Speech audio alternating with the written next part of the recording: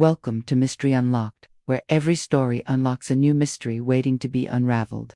Grab your favorite cup of coffee, settle in, and prepare to dive into a world full of twists, turns, and unexpected secrets. Stay curious and share the thrill with fellow mystery lovers. Let the adventure begin. Chapter 1. A whisper in the dark. Clock on the mantelpiece chimed 9 as Beatrice Haraway laid down her pen with a sigh. The room was silent but for the faint crackling of the fire outside. The wind rattled the window panes, but Beatrice was not a woman given to fanciful fears. And yet, tonight, she had heard something, or thought she had.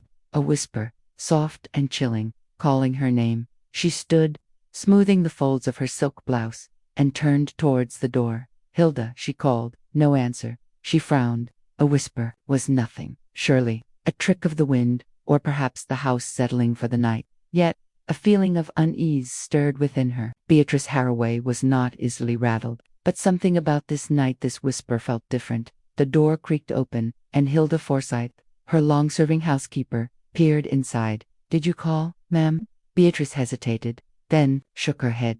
"No, I thought I heard something. Have you locked up for the night?" "Yes, ma'am." Hilda's gaze flickered toward the desk. "Shall I bring your tea?" Beatrice waved a hand dismissively. "No, I shan't need it." Hilda hesitated. "You look troubled." Beatrice smiled faintly. "Do I? It's nothing." But it was not nothing. Beatrice had lived long enough to trust her instincts. An instinct told her that someone was near. The following morning, Miss Marple was seated in the drawing-room of the vicarage when the news arrived. Reverend Montague set down his teacup with a frown. "Dreadful business," he said. "Poor Mrs. Haraway found dead in her own home." Miss Marple, knitting needles in hand, glanced up. "Dead?" Montague nodded gravely. "Hilda Forsythe found her this morning, sitting at her desk, quite still, a look of utter surprise upon her face. Or so I hear. The doctor suspects a sudden heart attack." Miss Marple's fingers stilled. "How very unexpected." "She had no history of illness," Montague added, shaking his head. "And there's talk." He hesitated. Miss Marple waited. "Yes." Montague lowered his voice. "Well, you know how people are. Hilda swears that Mrs. Haraway mentioned hearing a whisper just last night, a ghostly whisper, warning her." Miss Marple's lips pressed together thoughtfully. "A whisper, you say?" The vicar sighed. "Of course, one mustn't indulge in such nonsense. But people do love their superstitions." Miss Marple nodded, but her mind was already turning. Beatrice Haraway was not a woman prone to hysteria. If she had heard something, it was no ghostly whisper, it was a warning she had not lived to understand. At Haraway Manor, Inspector Graves surveyed the scene with wary impatience. The doctor had confirmed a heart attack, nothing more. Case closed. As far as he was concerned, Hilda Forsythe stood ringing, her hands in the hall, Leonard Haraway, pacing nearby. "I can't believe it," Leonard muttered. "Aunt Beatrice gone." Miss Marple, having arrived quietly, observed them both. Leonard's grief seemed genuine, but there was something rehearsed in the way he sighed, in the way he kept glancing at the inspector, as though expecting a verdict. Hilda caught sight of Miss Marple, and hurried forward. "Oh, Miss Marple, it's terrible. She said she heard a whisper last night, and now." She swallowed hard. Miss Marple took her hand gently. "Tell me, Hilda, this whisper, was she frightened?" Hilda hesitated. She was troubled, but she wasn't a nervous woman, Miss Marple. I think she believed it was a warning." Miss Marple nodded. Yes, Beatrice had understood, but she had understood too late. From the study, the inspector's voice cut through the murmurs. "No signs of disturbance, no forced entry. Seems plain enough, natural causes." Miss Marple glanced towards the room where Beatrice had spent her final moments. A whisper, a look of surprise, and a death that seemed just a little too convenient. She had the strangest feeling that Beatrice Haraway had been murdered, and she intended to prove it. Chapter 2. The first threads of suspicion. Beatrice Haraway's funeral took place 2 days later. A modest yet respectable affair. The village church was filled with murmured condolences, whispered theories, and the occasional dramatic sigh from those who thrived on local gossip. Miss Marple sat quietly near the back, her sharp blue eyes missing nothing. Leonard Haraway stood by the coffin, shaking hands with distant relatives and nodding solemnly at kind words. His grief appeared appropriate, yet Miss Marple observed how frequently he glanced toward Reverend Montague, as if measuring something. Eleanor Brent arrived late, her face pale beneath the black veil she wore. She avoided meeting anyone's gaze, slipping into a pew at the back.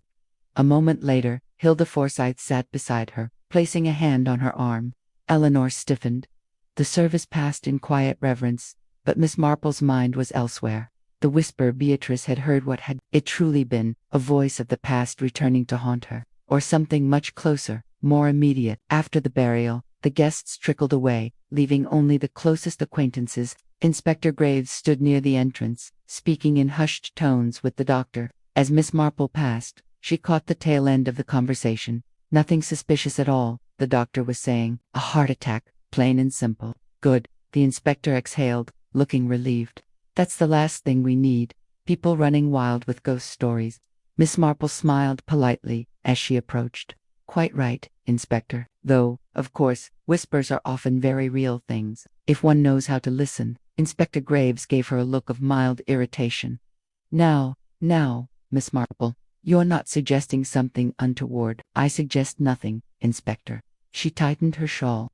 Only that I should like to call on Hilda Forsythe this afternoon. I dare say she would appreciate the company. The inspector sighed. Well, if anyone did hear anything that night, it was her, but I expect you'll find she was merely unsettled. Miss Marple nodded. Perhaps. Hilda was waiting when Miss Marple arrived at Haraway Manor. The housekeeper had made tea and set out biscuits, though she barely touched hers. I keep thinking I should have done something, she murmured. She said she heard it, clear as anything, a whisper calling her name. Miss Marple sipped her tea, and she didn't seem afraid. No, not afraid, more thoughtful. Hilda frowned, like she was trying to work something out. Miss Marple set down her cup. And did she say anything else? About the whisper, I mean. Hilda hesitated, then nodded. Just before she went to bed, she told me something very strange, she said. It's a voice I've not heard in years. Miss Marple's fingers tightened around her knitting bag. Years, Hilda nodded. That's what she said. Miss Marple leaned forward slightly. And did she say whose voice it was? No, Hilda shivered. But she looked troubled. Miss Marple really troubled. A voice from the past. That was a puzzle indeed. Later that afternoon, Miss Marple took a stroll through the village, pausing near the vicarage. Reverend Montague was in the garden, trimming the hedges with practiced precision. When he saw her, he straightened, brushing leaves from his coat. Miss Marple, a fine day. Indeed, Reverend. She stepped closer. Tell me, how well did you know Beatrice Haraway? He considered the question. Quite well, I suppose. She was generous to the church. A practical woman, though not one for confessions, if that's what you mean. Miss Marple smiled. And yet, she seemed to believe in whispers from the past. Montague's. Shears paused mid-snip. I wouldn't know about that. Miss Marple watched him for a moment. Do you believe the past can return in such ways? The vicar set down his shears. I believe the past shapes us, Miss Marple, but it does not speak except through those who refuse to let it go. An interesting answer. Miss Marple thanked him and took her leave, her mind busy with thoughts. If Beatrice had truly recognized the voice, then it stood to reason that the whisper had come from someone she had known long ago, someone she had trusted. Someone who had wanted her silenced, and that, Miss Marple felt certain, meant murder. Before we continue, we'd love to know where you're watching us from. Drop your city and country in the comments. Bella Chapter 3. A question of inheritance. Its morning mist had yet to lift when Miss Marple arrived at Haraway Manor once more. The house, draped in mourning, seemed oddly quiet, too quiet, as though something in its very walls held its breath. Hilda Forsythe answered the door, her face drawn and tired. Double quotes. Oh, Miss Marple, I didn't expect you so early. I find the mind works best before luncheon, Miss Marple said kindly, and I had a thought I wished to discuss with Mr. Leonard Haraway. Hilda pursed her lips. He's in the study, but he's in a mood, if you ask me. The solicitor was here earlier. Ah, Miss Marple murmured. I see. She followed Hilda inside, her eyes flicking over the furnishings. Haraway's presence still lingered in the careful arrangement of books, the polished silver tray, the single fresh rose in the vase, and yet, the house belonged to someone else now. As they reached the study, Leonard's voice rang out, sharp with frustration. What do you mean? She changed her will. Miss Marple exchanged a glance with Hilda, who cleared her throat and knocked. The voices inside hushed, and a moment later, the door swung open. Leonard Haraway's face was still dark with irritation, but it smoothed into a polite smile when he saw Miss Marple. Ah, Miss Marple. Come to pay your respects again. In a manner of speaking, she glanced past him. A short, balding man with thick spectacles was gathering papers into a leather briefcase. The solicitor, no doubt, Mr. Haraway, the solicitor said in a dry tone. I shall leave you to reflect. I'll return tomorrow. Leonard gave a curt nod and waited until the man had left before exhaling sharply. Aunt Beatrice was always difficult, but this is madness. Miss Marple folded her hands neatly before her. Might I ask what has unsettled you, dear boy? Leonard let out a short, bitter laugh. She changed her will, only last week. Hilda gasped. Changed it? But why? That, Leonard said, raking a hand through his hair, is what I'd very much like to know. Miss Marple tilted her head slightly. And to whom did she leave her estate? Some charity, apparently, a ridiculous one, something to do with widows and orphaned children. His mouth twisted. She's left me barely anything. Hilda clutched her apron. But, she always meant for you to inherit. Leonard scowled. So I thought. Miss Marple studied him carefully. There was anger, yes, but something else, too, bewilderment, and perhaps fear. When did you last speak with your aunt? She asked. Leonard hesitated. 2 nights before she died. And did she mention this change? No, he said through clenched teeth. But she was acting strangely. In what way? Leonard exhaled sharply, pacing to the fireplace. She kept saying she needed to make things right. When I pressed her, she just shook her head and told me it was none of my concern. Miss Marple nodded thoughtfully. And you argued? Leonard flinched, then gave a reluctant nod. I was frustrated. Yes, but I didn't kill her, if that's what you're implying, Hilda gasped. Mr. Leonard, no one is saying that. No one needs to, Leonard said darkly. The inspector will think it soon enough. Miss Marple said nothing, merely watching him as he rubbed his temples. A man at the end of his tether, but was it grief or guilt?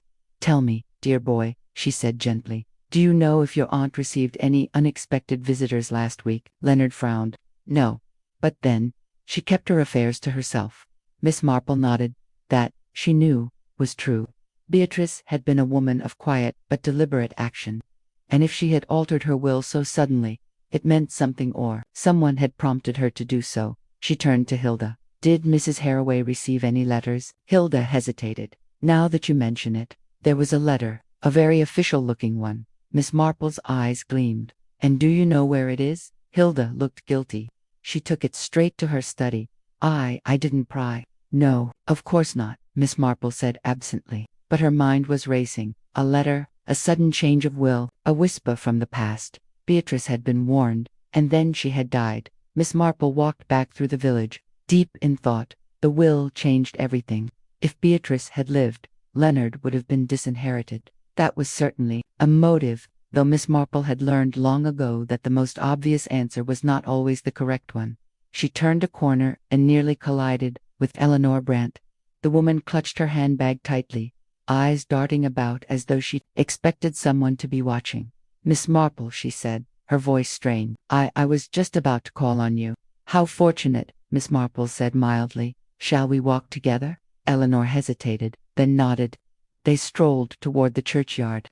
Eleanor fidgeting with the clasp of her handbag. There's something I need to tell you, she murmured, but not here. Miss Marple raised an eyebrow. Then where? Eleanor's fingers tightened. Tonight? At my house. Miss Marple studied her carefully. The woman was frightened. But of what? Very well, she said at last. Tonight? Eleanor gave a quick nod and hurried away, leaving Miss Marple standing alone. She glanced toward the churchyard, where Beatrice Haraway's grave was still fresh. Something told her that the dead woman had been very close to uncovering something before she died.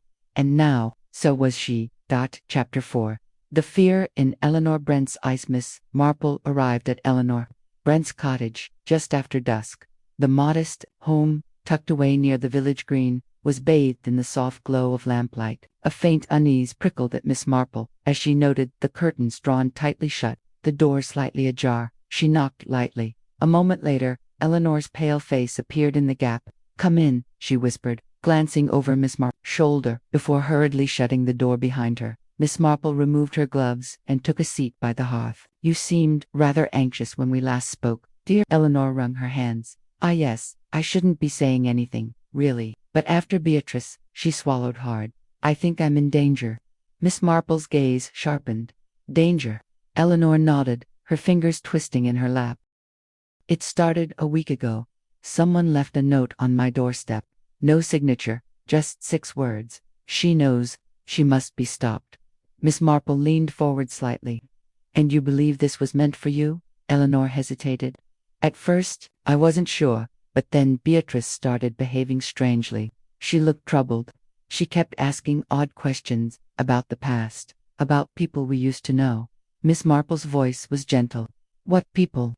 Eleanor exhaled shakily. I don't know. She never said names. But I think she had discovered something she wasn't supposed to. Miss Marple sat back, knitting her fingers together. And you believe that knowledge led to her death? Eleanor gave a small nod. Yes. There was a long silence. The only sound was the faint ticking of the clock on the mantelpiece. Miss Marple regarded Eleanor carefully. Tell me, dear, did you know that Mrs. Haraway changed her will? Eleanor's head snapped up, her lips parting in shock. Changed it, just last week. She left nearly everything to charity. Eleanor paled. Then Leonard is left with very little. Miss Marple finished. Eleanor was trembling. You don't think Leonard? Miss Marple studied her, do you? Eleanor was silent. Miss Marple let the question linger before shifting the conversation. Do you still have the note? Eleanor bit her lip, then stood and crossed the room. She opened a small writing desk and pulled out a folded scrap of paper. She handed it over without a word. Miss Marple smoothed it open. The words were written in a hurried scrawl. She knows. She must be stopped. The handwriting was unfamiliar. But Miss Marple noted something else. The paper was torn from an expensive writing pad. Beatrice Haraway had owned something similar. Miss Marple folded the note carefully. And have you received any other warnings? Eleanor hesitated. Then, as if making a decision, she reached into her handbag and withdrew another paper. This one bore only 2 words. Stay silent. But Miss Marple took it with a frown. When did you receive this? Yesterday morning. Eleanor's voice was barely above a whisper. Miss Marple studied her, taking in the fear in her eyes. Someone wanted Eleanor silent, and someone had silenced Beatrice Haraway. The next morning, Miss Marple made her way to Haraway Manor. The house was quiet, save for the distant sound of Hilda Forsythe cleaning in the kitchen. Leonard Haraway was in the study, staring absently at a glass of brandy in his hand. Miss Marple, he sighed. What now? She smiled. I was hoping you could help me with something. Leonard gestured toward a chair. If I can. Miss Marple settled herself. Do you recall if your aunt received any unusual letters last week? Leonard frowned. Yes, actually, there was one. She was rather secretive about it. Did you see it? No. She took it straight to her desk and locked the drawer. Miss Marple's fingers tightened around her handbag. Did anyone else know about this letter? Leonard shrugged. Hilda, perhaps. She sees everything that comes through the door. Miss Marple's mind was already working. A letter Beatrice had hidden. A note warning Eleanor to stay silent. A will that changed everything.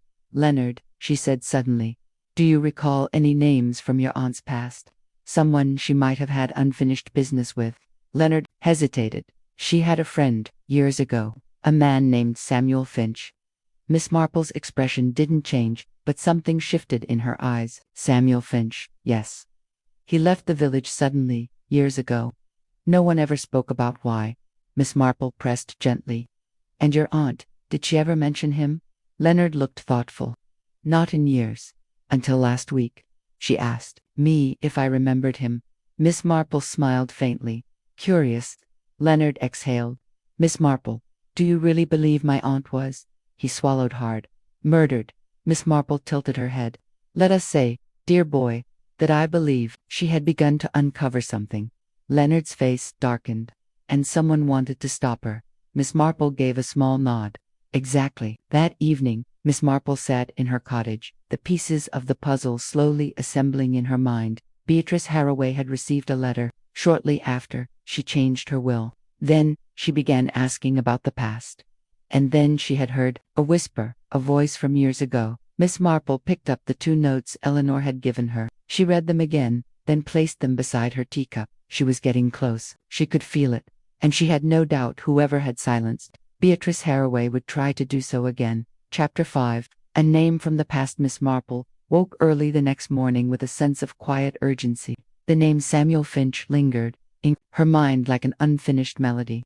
Why had Beatrice Haraway suddenly thought of a man who had vanished years ago? And more importantly, why had she died shortly after? She dressed quickly and made her way into the village, her first stop being the post office. Mrs. Longley, the postmistress, was already busy sorting letters when Miss Marple entered. "Oh, good morning, Miss Marple. A fine morning, isn't it?" "Indeed, my dear," Miss Marple said with a warm smile. "I was just wondering, you recall a man named Samuel Finch?" Mrs. Longley's hands froze mid-sort. She blinked rapidly. "Samuel Finch? My word, that's a name I haven't heard in it must be 20 years. 20 years, Miss Marple repeated thoughtfully. "Tell me, did he leave the village of his own accord?" Mrs. Longley hesitated, lowering her voice. "It was all rather hushed up, He left in a hurry. There was a scandal, though no one ever said what it was." Miss Marple's blue eyes sharpened. "And was Mrs. Haraway involved?" Mrs. Longley pursed her lips. "She knew him, certainly. I remember they used to talk quite a bit. Then one day, he was gone, and no one mentioned him again." Miss Marple thanked her and left, her mind worry. Beatrice had started asking about Finch after all these years. Had she discovered something? Or had someone feared that she would? There was only one place to find more answers: the village archives. The archives were housed in a dusty back room of the church, filled with old newspapers, parish records, and forgotten correspondence. Reverend Montague, though puzzled by Miss Marple's request, granted her access without much fuss. "Whatever you're looking for, Miss Marple, I do hope it's of historical interest," he said, giving her a wary glance. "Everything is history," Reverend Miss Marple replied with a smile. She worked methodically, flipping through the yellowed pages of old newspapers. Then, at last, she found a small article, nearly lost among trivial announcements. "Local man leaves village in haste. Samuel Finch, longtime resident of St. Mary Mead, has left the village suddenly." No explanation was given, though sources suggest a private matter. No further details. No scandal mentioned. But the date caught her eye. It was exactly 20 years ago to the day that Beatrice Haraway had died. Miss Marple sat back. That was no coincidence. She made a careful copy of the article, then placed the newspaper back in its place. The past, it seemed, was not quite finished with St. Mary Mead. By mid-afternoon, Miss Marple was walking up the path to Haraway Manor once again. Hilda Forsyth greeted her at the door with a curious expression. "I wasn't expecting you again so soon, Miss Marple." Miss Marple smiled. "I find that mysteries often unravel faster when one tugs at the right thread." Hilda hesitated. "Would you like tea?" "No, dear, but I would like to ask you something." Miss Marple's tone was gentle but firm. "Do you remember a man named Samuel Finch?" Hilda went very still. Then, after a long moment, she lowered her gaze. "Why are you asking about him?" Miss Marple noted the tremor in her voice. "Because Beatrice Haraway did, just before she died." Hilda swallowed. "I didn't think anyone would remember him, yet Mrs. Haraway did." Hilda took a shaky breath. "Samuel Finch was a complicated man. He was engaged once to Eleanor Brent." Miss Marple's eyebrows lifted slightly. "Eleanor," Hilda nodded. "It was a long time ago, but something happened. I don't know what, exactly, but one day, Beatrice and Eleanor had a terrible argument, and after that, Finch left." Miss Marple sat back in her chair, considering. Beatrice and Eleanor had argued. And now Beatrice was dead. Did Mrs. Haraway ever speak of him again? No. At least, not until last week. Miss Marple's knitting fingers stilled. "She spoke of him." Hilda nodded.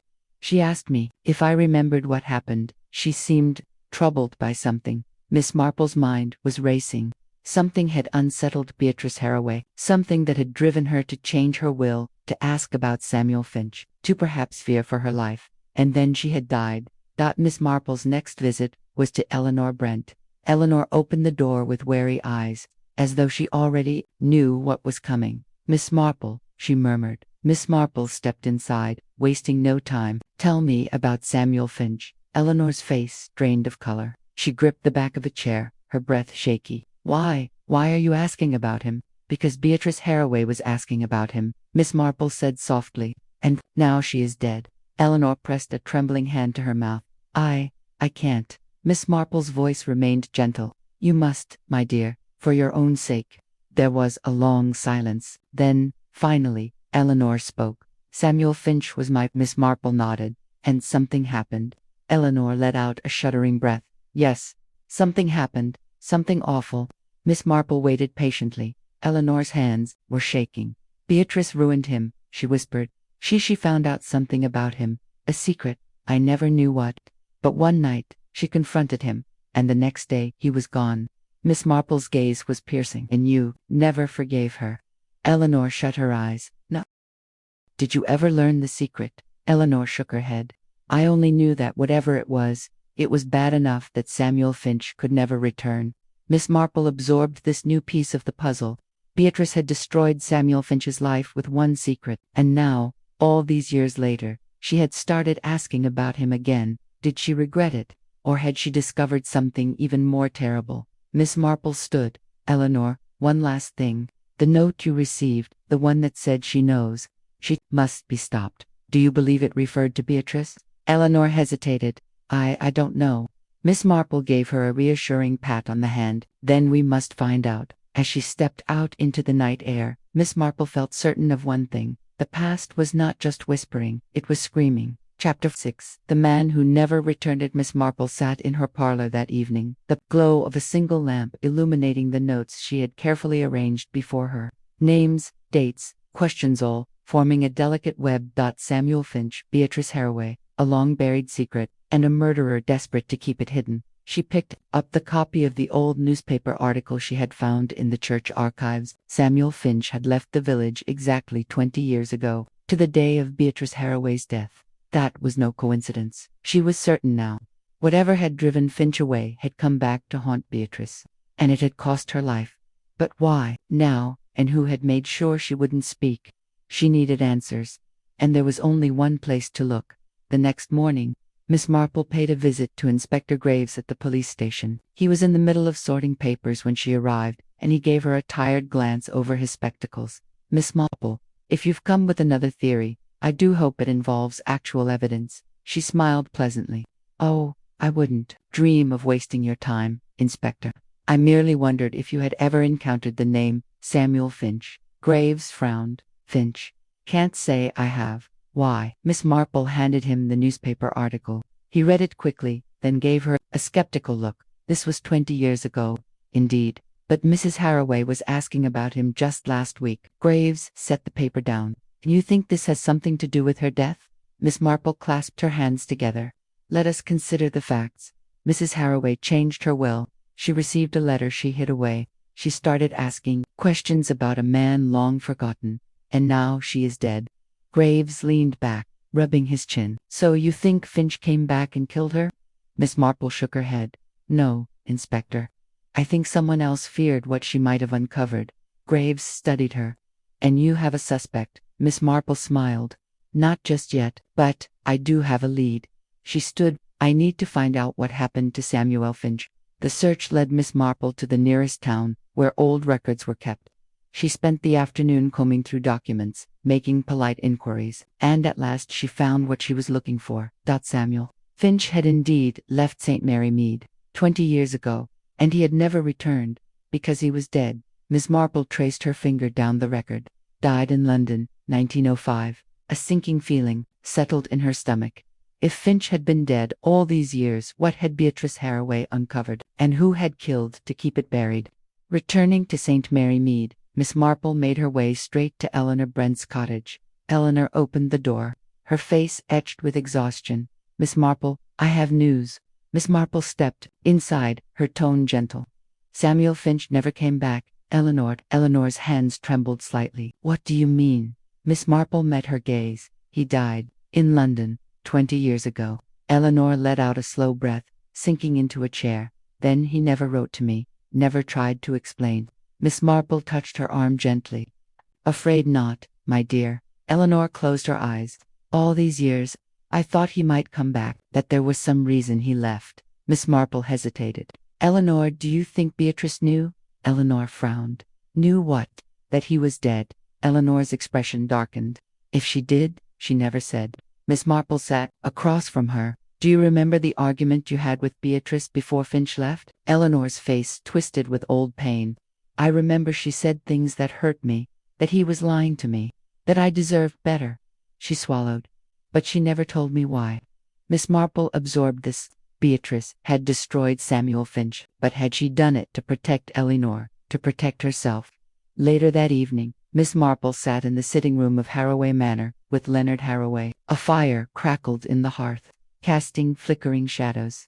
"I have been looking into a name your aunt mentioned," she said. Leonard sighed. "Finch, yes." Miss Marple studied him. "Did you know he was dead?" Leonard sat up straight. "Dead?" Miss Marple nodded. "For 20 years." Leonard looked genuinely surprised. "Then why would Aunt Beatrice be asking about him?" "That," Miss Marple murmured, "is what I intend to find out." She watched Leonard carefully, but his confusion seemed genuine. If he had killed Beatrice to silence her, he would have had to know what she had discovered. And he clearly did not, which meant someone else had been listening to Beatrice's questions. Someone who had known the truth about Samuel Finch. Miss Marple took a sip of her tea. "Your aunt received a letter just before she died. Do you know what it said?" Leonard shook his head. "No, she was secretive about it." Miss Marple tapped her fingers on the arm of the chair. "I believe that letter held the key to everything." Leonard hesitated. "Do you think it's still in the house?" Miss Marple gave him a knowing smile. "That, dear boy, is what we must find out." Chapter 7. The Letter That Vanished. Miss Marple sat in the drawing room of Harroway Manor, watching Leonard Harroway closely. The crackling fire cast long shadows, but her mind was focused on only one thing: the missing letter Beatrice Harroway had received before her death. "Leonard, are you absolutely certain that your aunt never mentioned the contents of that letter?" Leonard shook his head. "No, she kept it to herself. I only saw her reading it once." She looked disturbed. Miss Marple's fingers tapped lightly on the arm of her chair. "And did she keep her personal correspondence in any particular place?" Leonard considered this. She had a writing desk in her study, but the police searched it after her death. If the letter was there, they would have found it.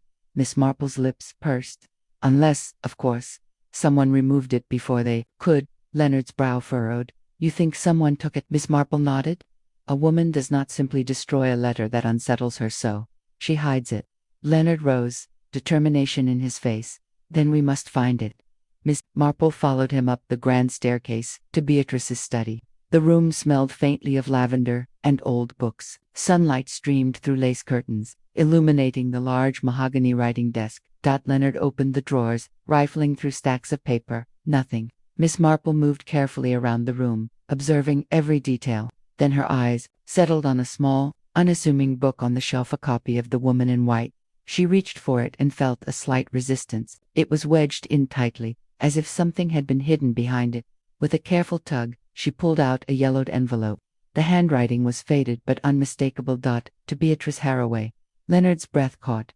"That's it." Miss Marple opened the envelope with steady hands. A single sheet of paper lay inside, the ink smudged but legible. "She knows. She must be stopped." Leonard exhaled sharply. "What does that mean?" Miss Marple's expression darkened. "It means your aunt knew something dangerous, and someone killed her to keep it silent." Leaving Harroway Manor, Miss Marple walked briskly toward the vicarage. Reverend Montague was a man who had lived in St. Mary Mead for decades.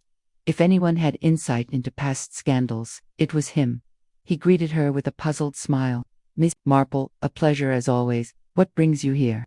She wasted no time. "Reverend, I need to know what happened between Beatrice Harroway and Samuel Finch 20 years ago." His face tightened. "Why bring up such a painful matter?" "Because someone has died, Reverend." He sighed heavily. "Very well. But I cannot tell you much. There were whispers, of course. Finch was accused of something dreadful. Beatrice Shea was the one who brought it to light." Miss Marple leaned forward. "And what was the accusation?" The vicar hesitated. "It was said that Finch stole money from the Harroway estate, that he betrayed Beatrice's trust." Miss Marple frowned. "But there was never proof."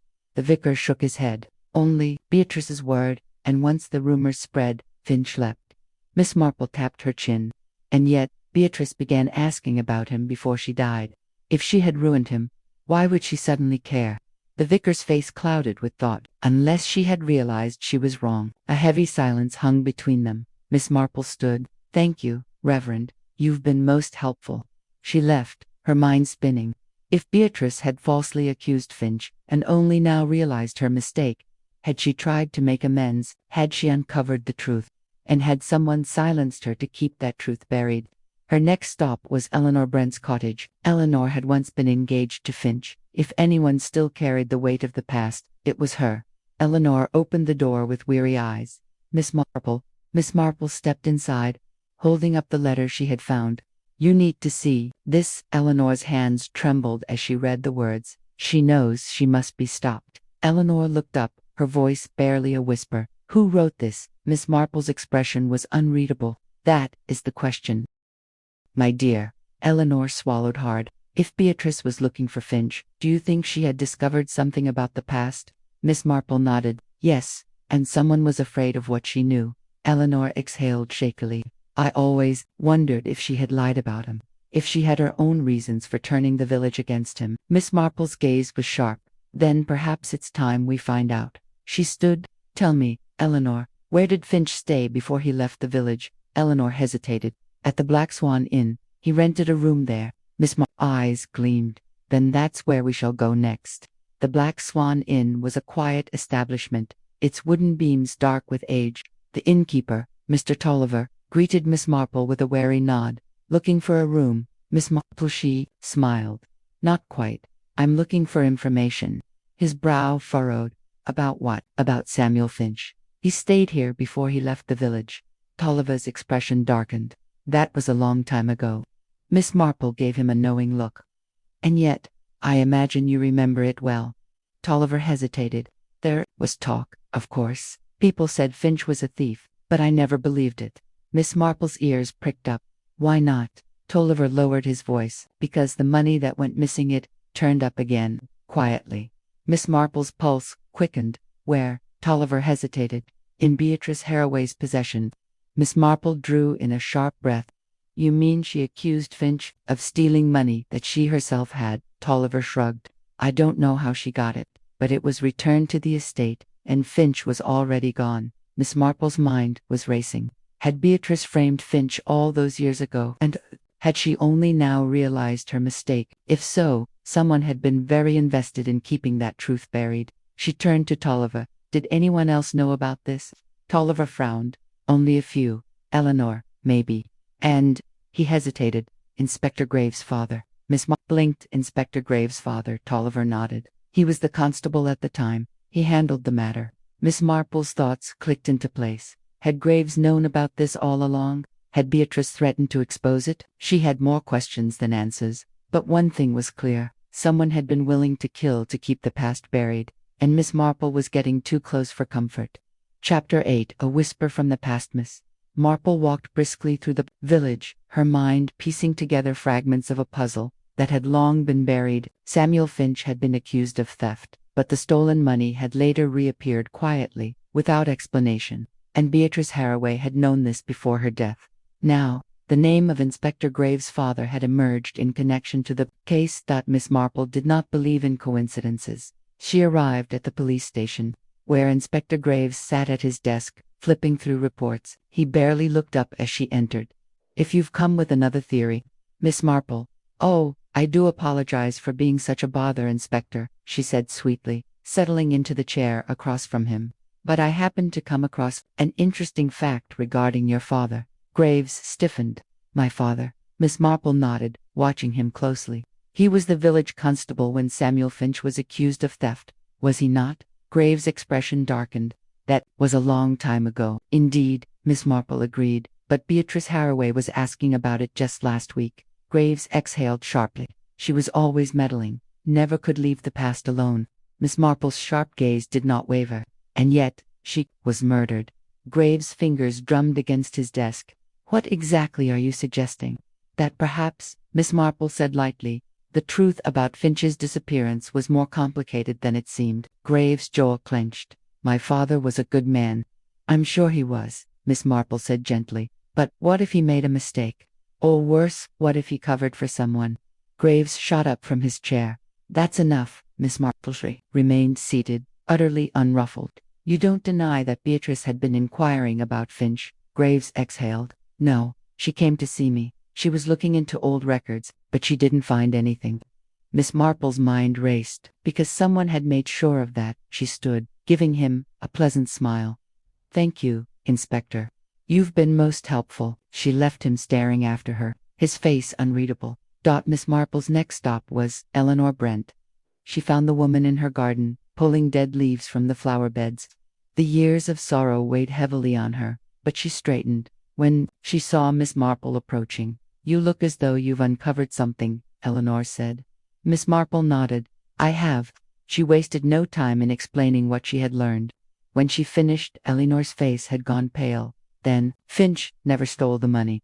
Miss Marple hesitated. "It appears not. The money was later found in Beatrice's possession." Eleanor's breath hitched. Then she framed him. Miss Marple met her gaze. "It seems likely, but the question remains, why?" Eleanor's lips trembled. Perhaps she wanted him gone. Miss Marple nodded slowly. "Or, perhaps, someone else did." Eleanor frowned. "What do you mean?" "Beatrice ruined Finch's reputation," Miss Marple said carefully. "But I do not think she did it for her own sake. I think she was protecting someone." Eleanor looked away, lost in thought. Then she whispered, "She always tried to control everything. Even me." Miss Marple's eyes softened. "Yes, my dear, and if Finch had been wrongly accused, then I suspect she realized her mistake far too late." Eleanor inhaled deeply. "Then who wanted her dead?" Miss Marple's voice was calm. "The same person who had the most to lose if the truth came out." That evening, Miss Marple returned to Harroway Manor. The house was quiet, save for the faint ticking of the grandfather clock in the hallway. Leonard Harroway greeted her with a weary expression. "Miss Marple, any progress?" "Much," she said simply, "but I must ask, who benefited most from Finch's departure?" Leonard frowned.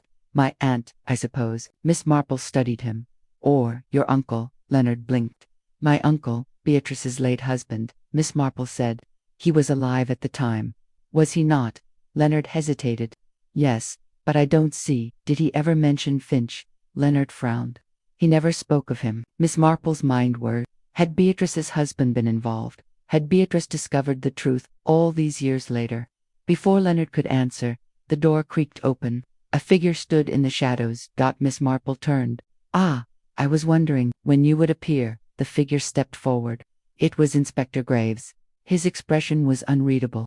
"You shouldn't be here, Miss Marple." Leonard stiffened. "Inspector." Miss Marple's voice remained calm. "I believe you've known the truth all along, haven't you?" Graves inhaled sharply. "I don't know what you're talking about." Miss Marple studied him. "Your father was the constable. He handled the case against Finch. But tell me, Inspector, why were those records missing?" Graves said nothing. Miss Marple took a step forward. "Because they were destroyed." Leonard's eyes widened. "Destroyed?" Miss Marple nodded. "Someone covered up the truth." She turned to Graves. "And I believe your father was part of it." Graves' jaw tightened. "That's a dangerous accusation." Miss Marple's voice was soft but firm. "And yet, Beatrice was murdered shortly after she began asking questions." A heavy silence filled the room. Leonard exhaled. "Are you saying Miss Marple met Graves' eyes?" "I am saying that someone killed Beatrice Harroway because she uncovered the truth about Finch." Graves' fists clenched. "And what truth is that?" Miss Marple's voice was barely a whisper. "That Finch never stole the money, that someone else did, and that your father, Inspector, covered it up." Graves took a step back, his face pale. Miss Marple continued, her voice gentle but relentless. "Did you know, Inspector? Or did you only realize when Beatrice began asking questions?" Graves swallowed hard. Miss Marple watched him closely. "Did you kill her to protect your father's name?" Leonard gasped. Graves' hands trembled. "No," he said at last. "I didn't." Miss Marple remained still. "Then who did?" Graves hesitated. Then, finally, he whispered, "My father wasn't covering up for himself." Miss Marple inhaled sharply. "Of course. Then for whom?" she asked quietly. Graves looked at Leonard. "For your uncle." Leonard's face went ashen. "That's impossible." Graves shook his head. "Your uncle owed debts. More than anyone knew. Finch found out. He threatened to expose him." Leonard staggered back. "You're lying." Miss Marple's voice was gentle. "Beatrice framed Finch to protect her husband, but she realized the truth too late. And someone, perhaps, your uncle's old associates ensured she never spoke." Graves exhaled. "I didn't kill her. But I suspect I know who did." Miss Marple's eyes gleamed. "Then, Inspector, I believe we have our next move." And with that manner, the weight of the investigation pressing upon her like a thick fog, the truth was beginning to emerge. And yet there was still something missing, a final link to the past that could prove beyond doubt who had killed Beatrice Harroway. Leonard Haraway was still reeling from the revelation that his late uncle, Geoffrey Haraway, had been the one truly responsible for the theft that Samuel Finch had been blamed for. Inspector Graves, still visibly shaken, leaned forward. Miss Marple, even if my father covered for Geoffrey Haraway, what proof do we have that Beatrice was killed because of it? Miss Marple's fingers tapped lightly on the wooden armrest of her chair. We have enough to see the shape of the truth, Inspector, but not enough to grasp it. Yet, Leonard's voice was hoarse. You think whoever killed my aunt was still tied to my uncle's misdeeds? Miss Marple gave a slight nod. Precisely. Leonard exhaled. But my uncle has been dead for over 15 years. Miss Marple turned her sharp gaze to him. Yes, dear boy. But debts do not die with a man. And secrets, well, they have a way of lingering far beyond the grave. Miss Marple's next destination was the Black Swan Inn. If Geoffrey Haraway had been involved in criminal dealings, there would be someone in the village who remembered. The inn's dimly lit interior smelled of aged wood and ale. Mr. Tolliver, the innkeeper, looked up as she entered, his usual wary expression softening slightly. Ah, Miss Marple, back again, are we? She smiled. Indeed, Mr. Tolliver, I was hoping to ask you a rather delicate question. Tolliver sighed. Aren't they always? She leaned in slightly. Tell me, do you recall Geoffrey Haraway's dealings before his death? Tolliver's brow furrowed. Not much to tell, really. He was a man who lived beyond his means, always flashing money he didn't have. If you're asking whether he was in trouble, well, everyone knew he owed debts. Miss Marple's eyes gleamed. Debts? To whom? Tolliver hesitated. Now, that's the real question, isn't it? Miss Marple waited patiently. Finally, Tolliver lowered his voice. There was quiet talk. Mind you, that Geoffrey owed money to a man from outside the village, a dangerous sort. Some said he borrowed from places no gentleman should. Miss Marple's mind raced. If Beatrice had begun investigating her husband's past debts before her death, had she uncovered something that made her a target? She placed a gentle hand on Tolliver's arm. Do you recall the name of this man? Tolliver exhaled. There was one name that used to be whispered around here, Jonas Kettering. Miss Marple's breath hitched. Jonas Kettering had been a known swindler and moneylender, a man with connections to those who ensured debts were paid one way or another. She straightened. Mr. Tolliver, you have been most helpful. Tolliver frowned. You think Kettering had something to do with Beatrice's murder? Miss Marple's gaze was sharp. I think that if Kettering's name was mentioned in the same breath as Geoffrey Haraway's debts, then Beatrice may have uncovered something that put her life in danger.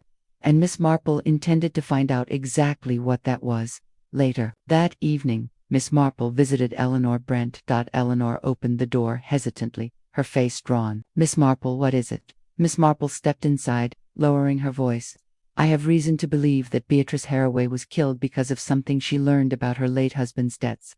Eleanor's face paled. Geoffrey Haraway, Miss Marple nodded. He was in deep with the wrong people, and I believe that someone, perhaps an old associate of his, took drastic measures when BAFTA started asking too many questions. Eleanor's hands trembled. But why now? Why, after all these years? Miss Marple's voice was calm. Because, my dear Beatrice had begun to realize her mistake in framing Samuel Finch, and if she was looking for Finch, she was also looking for the truth. Eleanor swallowed hard. And someone didn't want her to find it. Miss Marple gave a solemn nod. Eleanor hesitated, then whispered, There's something I never told you. Miss Marple's eyes twinkled. Go on, dear. Eleanor took a deep breath. A week before Beatrice died, I saw her arguing with someone in the garden. Miss Marple's fingers tightened around the handle of her handbag. Who? Eleanor exhaled. I don't know his name, but he was a rough-looking man, a stranger to the village. Miss Marple's mind whirred. Could it have been Jonas Kettering, or someone sent by him? Eleanor shook her head. Beatrice looked afraid. That wasn't like her. Miss Marple's expression was grave. No, my dear, it was not. And if Beatrice had been afraid, it meant she had realized far too late that she was in deadly danger. The next morning, Miss Marple made her way to the police station. Inspector Graves looked up with tired eyes. You again, Miss Marple smiled sweetly. Indeed, Inspector. I have something rather urgent to discuss. He sighed. Go on, then. Miss Marple sat down across from him. Does the name Jonas Kettering mean anything to you? Graves frowned. Kettering, the moneylender. Miss Marple nodded. Geoffrey Haraway owed him money, and I believe Beatrice discovered something about those debts before she was murdered. Graves exhaled. Kettering is a dangerous man. Miss Marple leaned forward. Then, perhaps, it is time we had a word with him. Graves hesitated. You think he's involved? Miss Marple's voice was soft but firm. I think that Beatrice uncovered something that frightened her. And I believe that someone connected to Kettering may have ensured her silence. Graves rubbed his temples. This just became far more complicated. Miss Marple smiled gently. Murder is always complicated, Inspector. Graves exhaled. Fine. I'll put out inquiries on Kettering. Miss Marple rose. Thank you, Inspector. I do believe we are very close to the truth. As she stepped outside, a cold wind blew through the village. The past had a way of catching up with those who tried to bury it, and Miss Marple was about to unearth its final, deadly secret. Chapter 10. A Visitor in the Darkness. Marple had always believed that the truth, no matter how deeply buried, had a way of surfacing when one least expected it. And as she sat in her small cottage that evening, knitting needles clicking softly, she felt the weight of the case pressing upon her. The threads were beginning to come together. Beatrice Haraway had been murdered because she had uncovered something about her late husband Geoffrey's debts. Inspector Graves' father had helped cover up an old crime, the false accusation against Samuel Finch. And now, the name Jonas Kettering had entered the fray, a shadowy figure from Geoffrey's past. But who, precisely, had silenced Beatrice? A knock at the door interrupted her thoughts. The clock on the mantelpiece read 9:30 p.m., unusual hour for visitors. Miss Marple rose and opened the door cautiously. Eleanor Brent stood on the doorstep, her face pale, eyes darting nervously behind her. Miss Marple, she whispered. Someone is watching me. Inside, Eleanor clutched a cup of tea with trembling hands.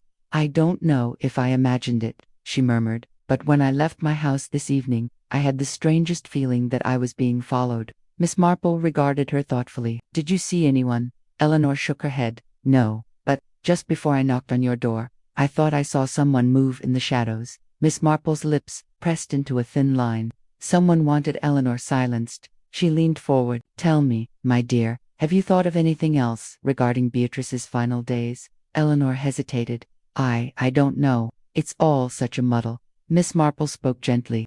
Even the smallest detail could be important. Eleanor set her cup down with a quiet clink.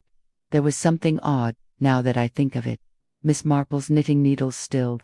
Yes, Eleanor frowned. A few days before she died, Beatrice received a letter. I remember because she was very upset when she read it. Miss Marple's heart quickened. Do you know what it said? Eleanor shook her head.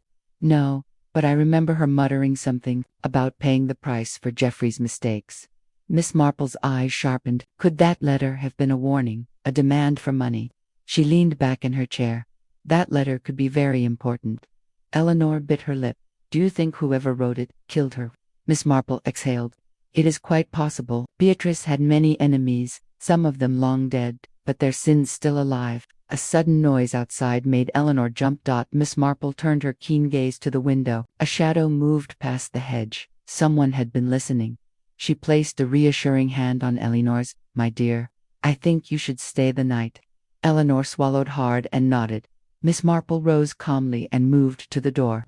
Whoever was out there, they were growing desperate. The next morning, Miss Marple paid another visit to Haraway Manor. Leonard greeted her with tired eyes. Miss Marple, more questions? Miss Marple smiled. Just a few, dear boy. She sat in the parlor, studying him carefully. Did your aunt keep old letters? Leonard frowned. Yes, in her desk. Why?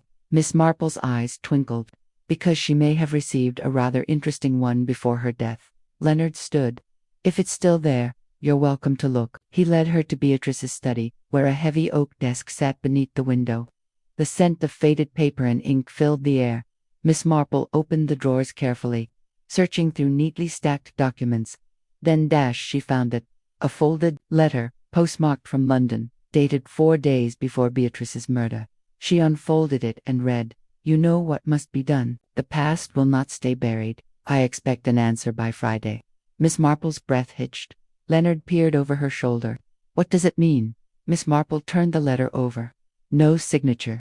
No return address. But one thing was certain. Whoever had sent this letter had been giving Beatrice an ultimatum. And if she had not complied, they had killed her. Miss Marple returned to the police station, the letter tucked safely in her handbag. Inspector Graves sat behind his desk, looking weirder than ever. Miss Marple, I sincerely hope you've brought me something useful. She placed the letter in front of him. I believe I have. Graves scanned the note, his brow furrowing. Where did you find this? In Beatrice Haraway's desk. Graves exhaled. A threat. Miss Marple nodded. It seems likely. Whoever sent this wanted something from her. And when they didn't get it, Graves leaned back, rubbing his chin. She was silenced. Miss Marple's voice was calm. Indeed. Graves tapped the letter. The postmark is London. Miss Marple's eyes gleamed. Which brings us back to Jonas Kettering. Graves stood. I'll send word to London to find out if Kettering was in the area that week. Miss Marple smiled. That would be very wise, Inspector. Graves exhaled. You know, Miss Marple, I still don't know how you managed to put these things together. She gave him a pleasant smile. Oh, just a little habit of observing, Inspector. That evening, as Miss Marple returned home, she couldn't shake the feeling that someone was watching her. As she reached her cottage, a voice called out from the shadows. Miss Marple. She turned sharply. A figure stepped forward. It was Leonard Haraway. His face was drawn, his hands trembling. I need to tell you something. Miss Marple studied him carefully. Yes, dear. Leonard swallowed hard. I think I know who killed my aunt. Miss Marple's pulse quickened. Go on. Leonard took a shaky breath. It wasn't about Geoffrey's debts. Miss Marple frowned. Then what was it about? Leonard's eyes were filled with fear. It was about something much, much worse. A cold wind blew through the village as the pieces of the puzzle fell into place, and Miss Marple knew that the next revelation would be the most dangerous of all. Chapter 11. The final puzzle piece. Miss Marple studied Leonard Haraway's face. In the dim glow of her cottage lamp, his hands trembled, his normally steady demeanor shaken to its core. He had come here willingly, but something in his eyes suggested he feared he would not leave the same man. She gestured toward the chair by the fire. Sit down, dear boy. You look as though you've seen a ghost. Leonard swallowed hard, then obeyed. He ran a hand through his disheveled hair before speaking. It wasn't just about Geoffrey's debts, he said, voice hoarse. It was about something else, something my aunt discovered just before she died. Miss Marple leaned forward slightly. Go on. Leonard exhaled. She found out about the missing money. Miss Marple's fingers paused in their knitting. The money stolen from the Haraway estate all those years ago.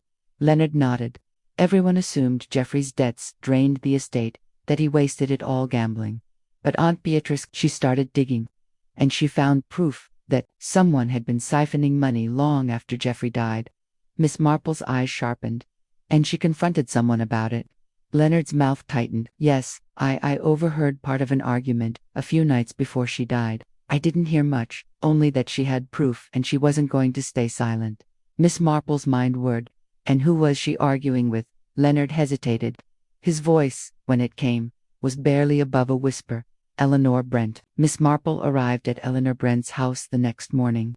The first traces of dawn breaking over St. Mary Mead. She knocked firmly. A long pause. Then Eleanor's voice, wary and cautious. Who is it? Miss Marple, dear.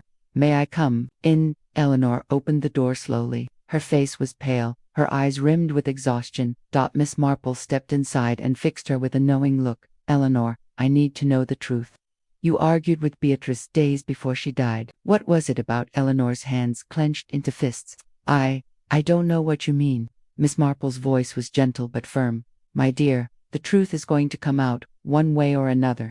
You must tell me what Beatrice discovered. Eleanor's breath hitched. For a long moment, she seemed to wrestle with herself. Then, slowly, she slumped into a chair. She knew, Eleanor whispered. Miss Marple waited. Eleanor looked up, her eyes filled with guilt. She knew that I had been taking money. Miss Marple said nothing.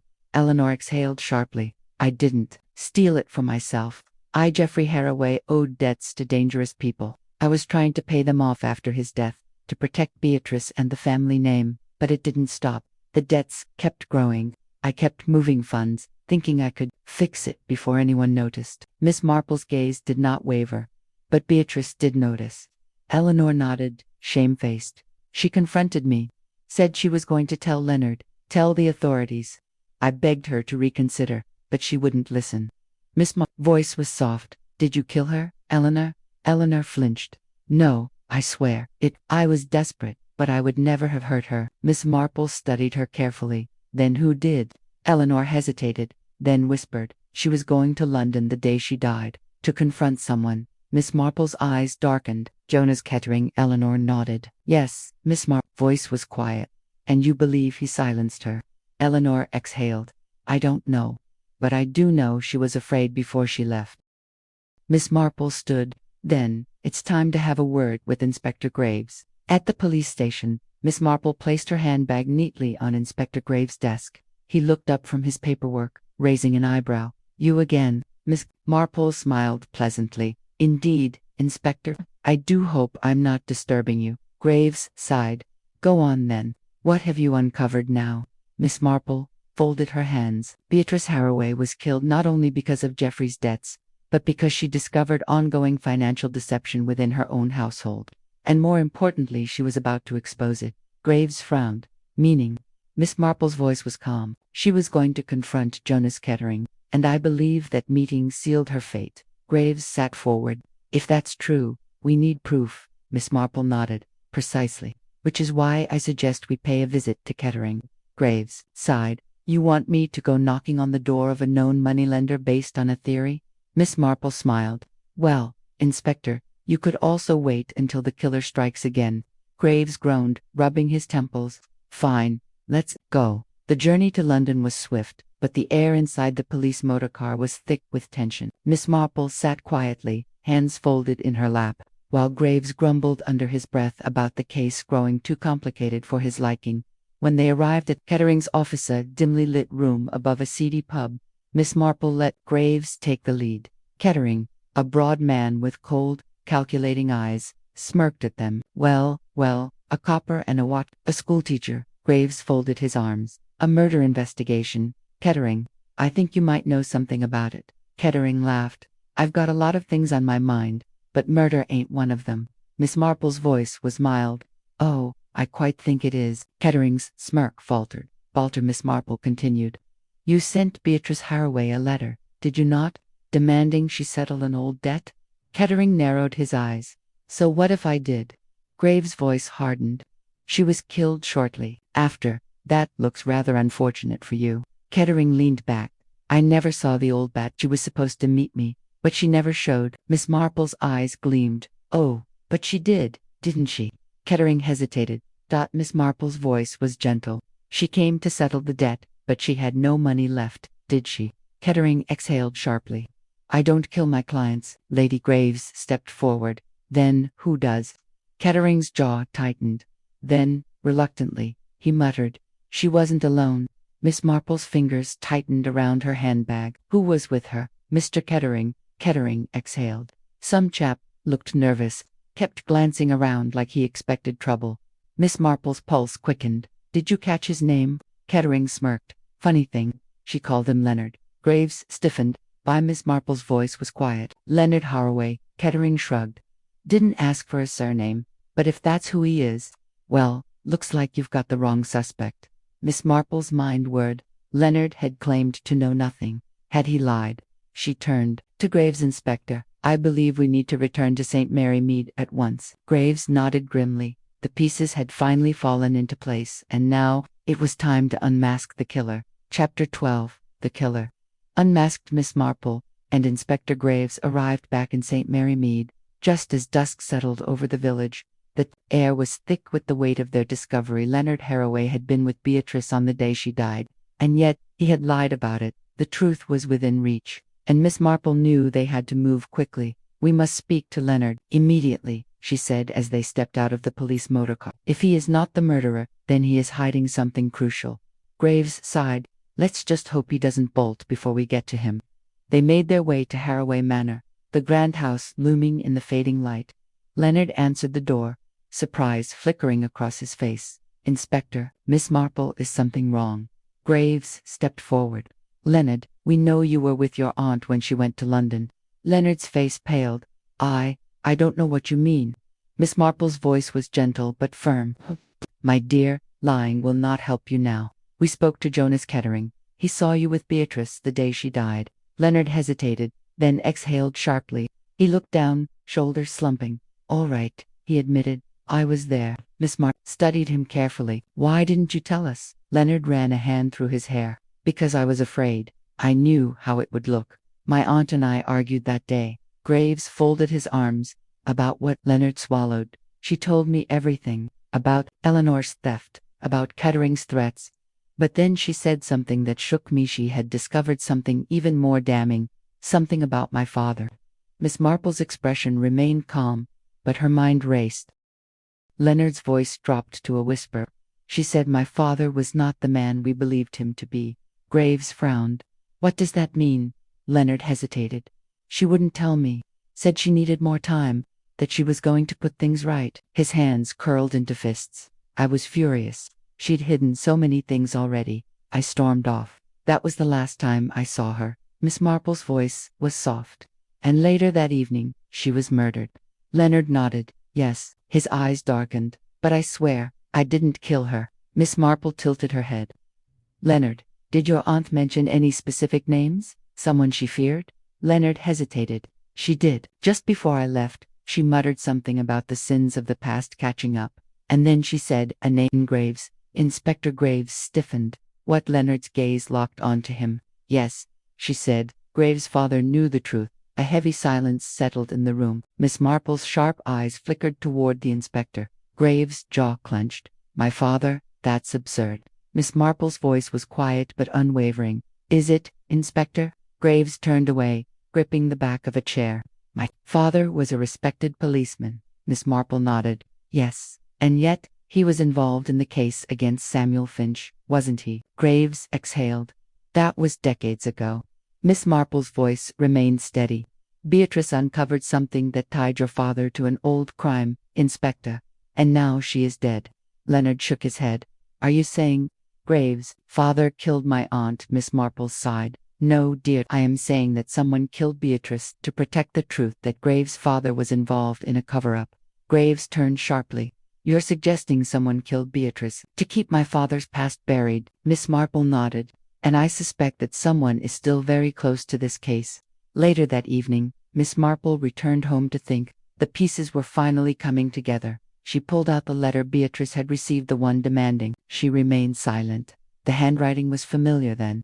In a moment of revelation, Miss Marple knew who the murderer was. She put down the letter and exhaled. Oh, my dear, dear foolish soul. She stood, reached for her coat, and left for Harroway Manor once more. The time had come to reveal the truth. Everyone gathered in the drawing room of Harroway Manor. Leonard Harroway, Eleanor Brent, and Inspector Graves.